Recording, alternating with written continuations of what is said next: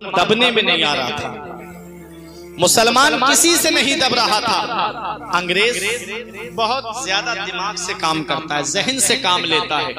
उसने अपना जहन लगाया कि मुसलमान दब क्यों नहीं रहे, तो किसी ने कहा मुसलमान इसलिए नहीं दब रहे हैं कि ये सबसे ज्यादा मोहब्बत करते हैं तो अपने नबी से मोहब्बत करते हैं। क्या बात है, क्या बात। सबसे ज्यादा अपने नबी से प्यार करते हैं। और याद रखो, इस हिंदुस्तान की सरजमीन पर मुसलमानों ने अपना खूने जिगर पेश किया है। आज भी दिल्ली में इंडिया गेट पे जाकर के देख लो, 76,000 से ज्यादा स्वतंत्रता सेनानियों के जो नाम लिखे हुए हैं, उनमें 76,000 से ज्यादा नाम सिर्फ मुसलमानों के लिखे हुए हैं। क्या 1 लाख नाम है, उनमें 76,000 से ज्यादा नाम किसके लिखे हुए हैं? ये मुसलमानों के नाम लिखे हुए हैं। इस देश को आजाद कराने में मुसलमानों ने अपना खूने जिगर पेश किया है। इस देश को आजाद कराने में मुसलमानों ने अपनी कुर्बानियां पेश की हैं। और तब तक अंग्रेजों ने इस हिंदुस्तान पर कब्जे का ऐलान नहीं किया था, जब तक शेरे मैसूर टीपू सुल्तान रहमतुल्लाह अलैह को शहीद नहीं कर दिया था। टीपू सुल्तान के जिस्म की उन्हें पहचान नहीं चल रही थी, तो टीपू सुल्तान की बहन को बुलाया। उन्होंने हाथ की उंगलियों से अपने भाई के जिस्म की पहचान की थी, क्योंकि टीपू सुल्तान के ऊपर और भी लाशें गिरी हुई थी, उनके जिस्म अंदर दब चुका था। टीपू सुल्तान का जिस्म निकाला, निकालने के बाद बहन ने कहा ये मेरे भाई टीपू सुल्तान है। तब अंग्रेजों ने सीने पे पैर रख करके टीपू सुल्तान के कहा था, ऐ हिंदुस्तान वालों कान खोल के सुन लो, आज से आधा हिंदुस्तान हमारा हो गया, आज से आधे हिंदुस्तान पर हमारा कब्जा हो गया। ये मुसलमान है, मुसलमान जिन्होंने हिंदुस्तान को आजाद कराने में खूने जिगर पेश किया है, अपने जिगर की कुर्बानियां पेश की है, अपने अजीजों को पेश किया है। आखिरी मुगल बादशाह बहादुर शाह जफर को जब अंग्रेजों ने दिल्ली के लाल किले से गिरफ्तार करके रंगून और काला पानी भेजा था, तब एक अंग्रेज का कहना है कि जब सुबह सुबह हम बहादुर शाह जफर को लेके जा रहे थे, तो चांदनी चौक के अंदर कोई भी पेड़ ऐसा नहीं था जिस पर किसी आलिम की गर्दन न लटकती हो, जिस पर किसी हाफिज की गर्दन न लटकती हो। हजरात वही एक नदी थी बराबर में, उस नदी के बराबर में तेल खौल रहा था। हजारों की तादाद में उलमाए किराम को खौलते हुए तेल में डाल दिया गया था। उस वक्त हिंदुस्तान पाकिस्तान आजाद मुनकसिम नहीं हुआ था। उस वक्त की बात है, लाहौर की जामा मस्जिद में तकरीबन 80 के करीब मुसलमान आलिमों की गर्दनें सूली पे लटका दी गई थी। मुरादाबाद के अंदर मौलाना किफायतुल्लाह काफी अलैहि रहमा को अंग्रेजों ने बीच चौराहे पे सूली पे चढ़ाया था। अल्लामा फजले हक खैराबादी जिन्होंने सबसे पहले जिहाद का फतवा दिया था, जब दिल्ली की जामा मस्जिद में जुमे के दिन तकरीर करते थे तो गैर मुस्लिम घरों से निकल के कहते थे, इस मस्जिद के रोबे जो हैं, इस मस्जिद के अंदर जो सुराख हैं, उन्हें बड़ा कर दिया जाए ताकि हम उस मुजाहिद को देख ले जिसने हमारे देश को आजाद कराने के लिए आवाज उठाई है। हम उस मुजाहिद को देखना चाहते हैं। ये मुसलमानों का किरदार रहा है। मौलाना किफायतुल्लाह काफी से अंग्रेजों ने कहा था, कोई आखिरी ख्वाहिश है? बोले हाँ, नमाज पढ़ना चाहता हूँ। 2 रकत नमाज पढ़ी और जल्दी नमाज पढ़ ली। तब अंग्रेजों ने कहा, क्या इस मौत के डर से जल्दी नमाज पढ़ ली? कहा नहीं, मौत के डर से नमाज जल्दी नहीं पढ़ी है, बल्कि इसलिए नमाज को मैंने मुख्तसर किया है, कहीं तुम लोग ये ना समझ लो कि मौत के डर की वजह से इसने नमाज को तवील कर दिया है। मौलाना किफायतुल्लाह काफी ने कहा था, ये अंग्रेजों कान खोल के सुन लो, कोई गुल बाकी रहेगा ना चमन रह जाएगा, बस रसूलुल्लाह का दीने हसन रह जाएगा। हम सफीरों बाग में हैं, कोई तम के चहचहे बुलबुलें उड़ जाएंगी, सूना चमन रह जाएगा। अतलसों कम ख्वाब की पोशाक पर नाज़ाना हो, इस तने पे जान पर खाकी कफन रह जाएगा।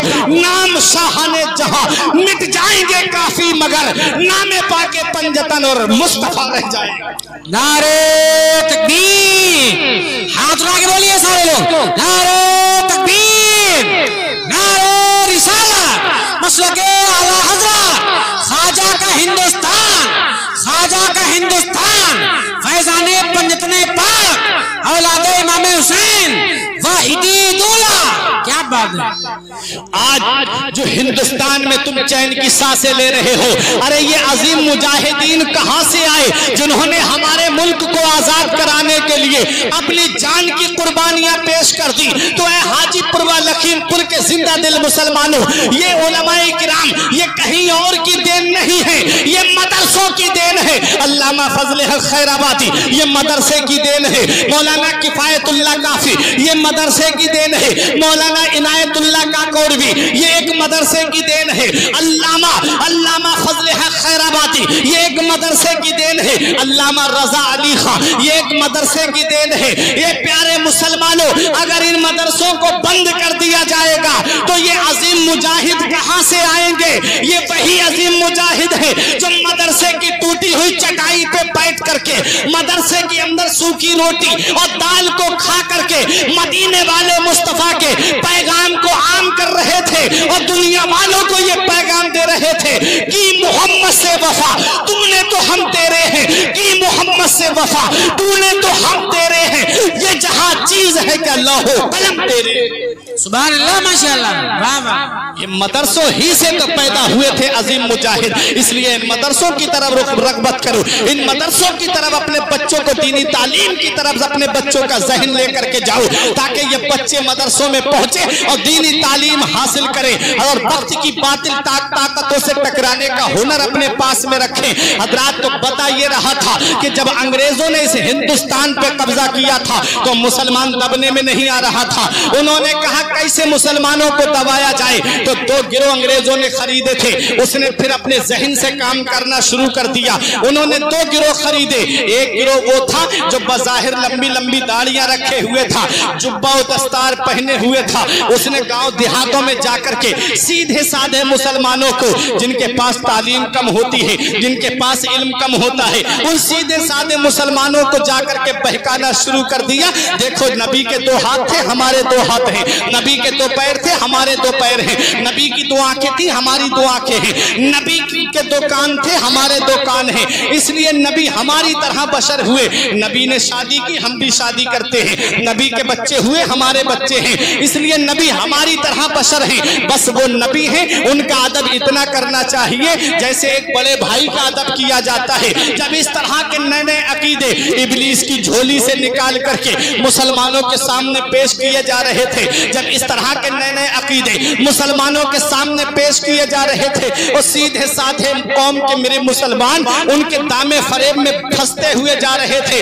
दूसरा गिरोह वो था जिन्होंने गवर्नमेंटी स्कूल खोले और मुसलमानों के बच्चों को मदरसों से हटा करके स्कूल के अंदर रुक कराया, और उन्होंने वजीफे मुकर्रर किए थे। 300 रुपए वजीफा हमको मिलता था जब हम बचपन में पढ़ते थे। हजरात, आज हम आपको बताना चाहते हैं, गुर्बत का दौर था। मुसलमानों के पास अगर किसी के पास 3 बच्चे हैं, उसने लालच में आकर के मुझे 900 रुपए मिलेंगे, उसने अपने बच्चों को मदरसे से हटा करके स्कूल के अंदर भेज दिया। अब बच्चा जब दीनी तालीम हासिल नहीं करेगा तो नबी के बारे में उसे क्या पता? जब पढ़ेगा ही नहीं दीनी तालीम तो सहाबा की सीरत के बारे में उसे क्या पता? जब वो दीनी तालीम हासिल नहीं करेगा तो उसे उलमाए किराम का अदब क्या पता? जब वो दीनी तालीम हासिल नहीं करेगा तो उसे क्या पता कि उसके नबी ने कैसी कुर्बानियां दी हैं? उसे क्या पता कि उसके नबी के नाम पे जो है सब कुछ लुटाने में कितना सवाब मिलता है?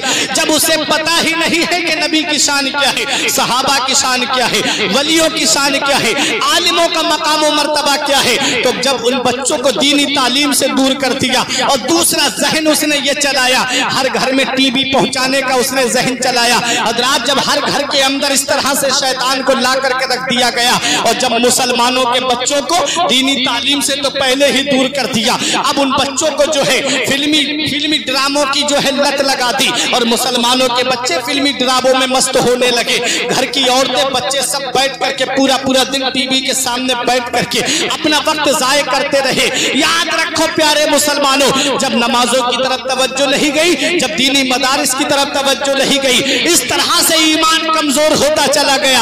आज इसीलिए आज मुसलमान क्यों परेशान है, इसीलिए आज जो तुम्हारे ऊपर मुसीबतों के पहाड़ तोड़े जा रहे हैं, ये तुम्हारे ईमान की कमजोरी है। वरना तारीख उठा करके देख लो, 313 मुसलमान आए थे और तारीख जानती है, रमजान शरीफ का महीना जो अरब की गर्मी और शिद्दत की गर्मी और खाने का ये आलम, इफ्तार का ये आलम, सहरी का ये आलम कि एक खजूर है उसको बीच में से आधा करता एक भाई भाई, और आधी खजूर अपने दूसरे भाई को दे देता, आधी खजूर खुद खा के इफ्तार करता, गुठली को फेंकता नहीं। सहरी जब आती तो उसके ऊपर नमक लगा करके चाट करके पानी पी करके रोजा रखता। ये हाल था उस दौर के मुसलमान का।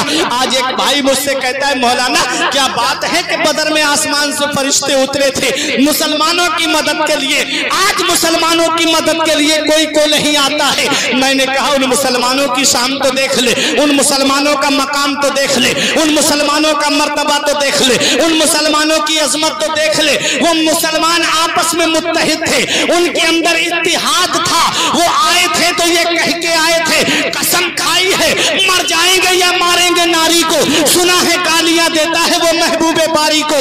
आज तुम्हारे सामने नबी की शान में गुस्ताखी की जाए, आज तुम्हारे सामने नबी को गालियां दी जाए। याद रखो नबी फरमाते हैं कि जब मेरे सहाबा को गालियां दी जाए, जब मेरे सहाबा को बुरा भला कहा जाए और आलिम उस वक्त में अपने इल्म को छुपाए, नबी फरमाते हैं तो उस वक्त आलिम को अपने इल्म को छुपाना नहीं है बल्कि आवाज को निकालना है। आज नबी की शान में गुस्ताखी हो रही है, कुछ मेरी कौम के आलिम उनकी हिमायत में बोल रहे हैं। मैं यहाँ ये पैगाम देना चाहता हूँ, ताज शरिया हमें ये पैगाम देते हैं, नबी से जो हो बेगाना उसे दिल से जुदा कर दे, नबी से जो हो बेगाना उसे दिल से जुदा कर दे, पितर मादर बिरादर जानो मालूम पर फिदा कर दे। नारे तकबीर, नारे रिसालत, मसलके आला हजरत औलादे गौसे आजम सैयद सरकार हुसैन मिल्लत। क्या बात है, सुभान अल्लाह। तो जब मुसलमानों के घरों से शरीयत मुस्तफा चली गई, जब मुसलमानों के दिलों से नबी की मोहब्बत चली गई और दूसरों की मोहब्बत हमारे दिल के अंदर आ गई, इसीलिए आज हम परेशान हैं, इसीलिए आज हम मुसीबतों के शिकार हैं कि हमने नबी की शरीयत पे अमल करना छोड़ दिया।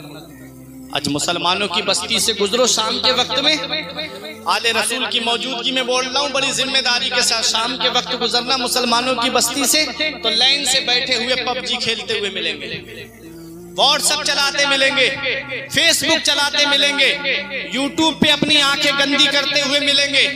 और कभी गैर मुस्लिमों की बस्ती से जाना, उनके बच्चे पढ़ते हुए मिलेंगे, उनके बच्चे तालीम हासिल करते हुए मिलेंगे, उनके बच्चे एजुकेशन हासिल करते हुए मिलेंगे, और मुसलमानों के बच्चे मोबाइल में मस्त हैं।